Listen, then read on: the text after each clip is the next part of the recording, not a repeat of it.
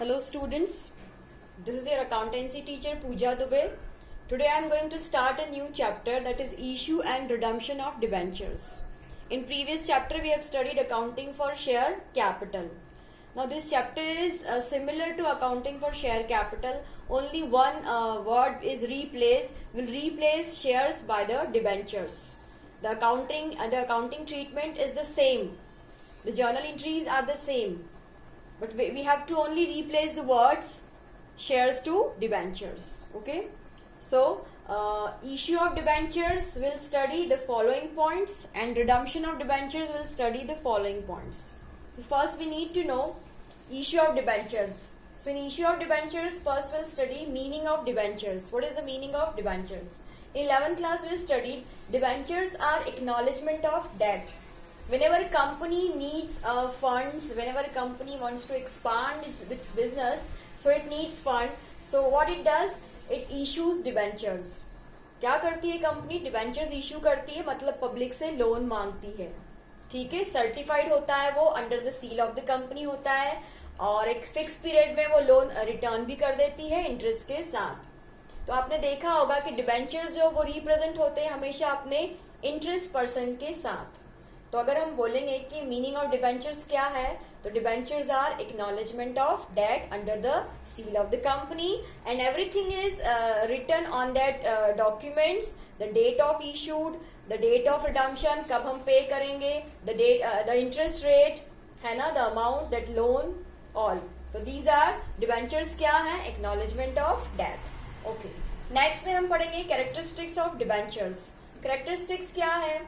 Characteristics ये है कि डिबेंचर होल्डर जो होते हैं they don't have voting rights, है ना, they comes under the seal of the company, they get the in particular period they get the interest of for their loan.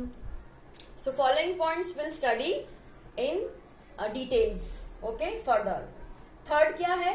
Difference between shares and debentures. This question is very important. It always comes, MP board इसमें exam में आता है, ये 5 marks का question है ना, you have to learn it. Difference between shares and debentures. तो shares क्या है और डिबेंचर्स क्या है इसमें हम पढ़ेंगे. तो हमने देखा है कि शेयर्स जो है वो स्मॉल यूनिट होते हैं और डिबेंचर्स जो होते हैं वो क्रेडिटर्स होते हैं. Shares holders are the owners होते हैं और डिबेंचर होल्डर्स क्रेडिटर्स होते हैं. मतलब जिस इंसान के पास अगर डिबेंचर है मतलब वो क्या है, क्रेडिटर है. Means that person has given loan to company.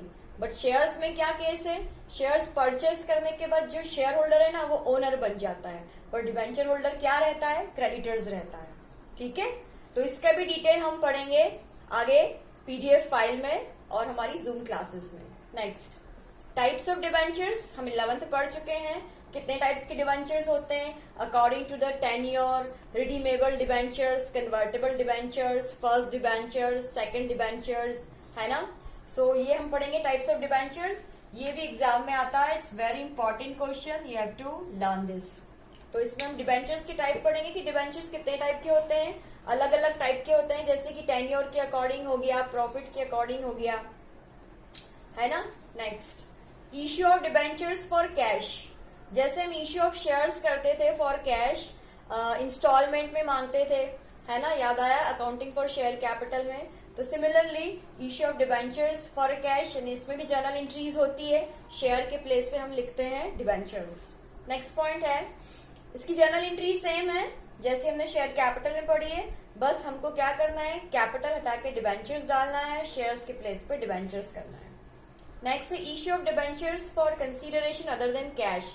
Similarly same case as we have studied in previous chapter. कुछ नहीं करना है, शेयर के प्लेस पे डिबेंचर और जो फॉर्मूले हम कर चुके हैं सेम वही रूल्स एंड रेगुलेशंस फॉलो होंगे. लास्ट पॉइंट हम पढ़ेंगे इसमें, debentures issued as a collateral securities. Collateral securities का मतलब होता है एडिशनल सिक्योरिटीज. जैसे क्या होता है ना, आपने लोन दिया कंपनी को, तो कंपनी एक सिक्योरिटी देती है कि भाई अगर लोन नहीं पे कर पाए तो ये सिक्योरिटी जिसके थ्रू ये कोई असेट्स है इसको सेल करके आपको लोन का पेमेंट मिल जाएगा. तो क्या होता है, वो प्राइमरी सिक्योरिटी होती है. पर अगर उस असेट्स के अलावा भी अगर कोई सिक्योरिटी कंपनी देती है क्रेडिटर्स को, डिबेंचर होल्डर को, तो वो कहलाता है collateral securities. So these are the points that we'll study issue of debentures, है ना. Next one is redemption of debentures. Redemption का मतलब होता है रीपेमेंट. तो जब भी आप इशू करोगे डिबेंचर्स तो यू हैव टू मेंशन कि आप रीडीम कब करोगे, रीपे कब करोगे. उसका टेन्योर भी हो सकता है 5 years, 10 years, 15 years. तो first will study redemption of debentures. उसमें हम पढ़ेंगे मेथड्स. कौन कौन सी मेथड्स हैं. तो फर्स्ट मेथड है payment in lump sum, payment in installment, purchase in open market, and last one is conversion into share और न्यू डिबेंचर्स. अभी हमारे पास जो है एनसीईआरटी का रिड्यूस सिलेबस है, उसके अकॉर्डिंग सिर्फ फर्स्ट ही मेथड है पेमेंट इन लमसम. ठीक है, तो हम वही मेथड पढ़ेंगे. तो पेमेंट इन लमसम क्या, एक साथ ही पेमेंट कर देना. जैसे कि हम लमसम क्वेश्चन करते थे अकाउंटिंग फॉर शेयर कैपिटल में, बच्चा एक साथ ही अगर फीस पे कर देता है दैट्स पेमेंट इन लमसम. तो अगर हमने एक साथ ही क्या कर दिया है, हमारा जो लोन है वो पे कर दिया है डिबेंचर होल्डर को, दैट्स पेमेंट इन लमसम.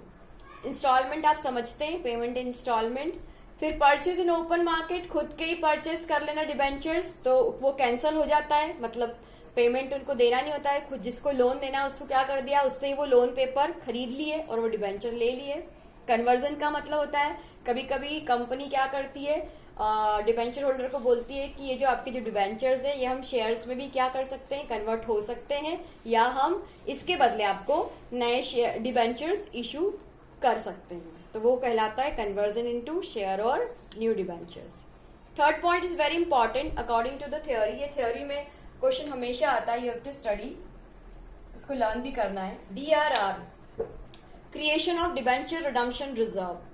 जब भी कंपनी डिबेंचर इशू करती है तो वो DRR बनाती है, that's called debenture redemption reserve. 25% जितने भी, अगर उसने 1 करोड़ रुपीस का डिबेंचर इशू किया है, company has to have save, उसको 25% ऑफ 1 करोड़ उसको सेव करके रखना जरूरी है, रिजर्व बनाना जरूरी है डिबेंचर इशू करने के पहले ही.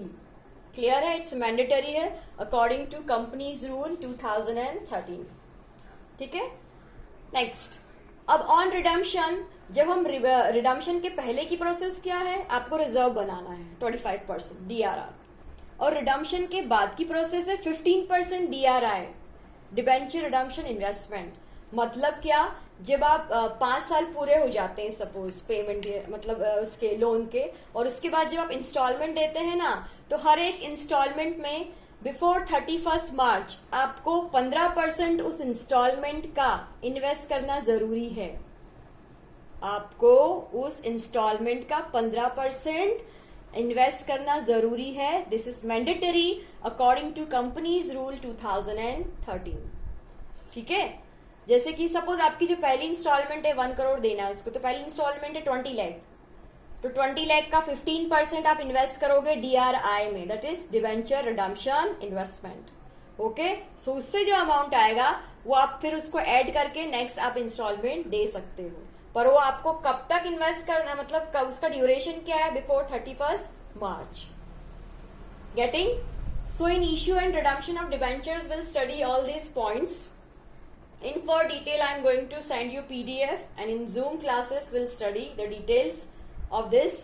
So hope you understand what is the meaning of debentures and what is the meaning of redemption of debentures. Okay, thank you.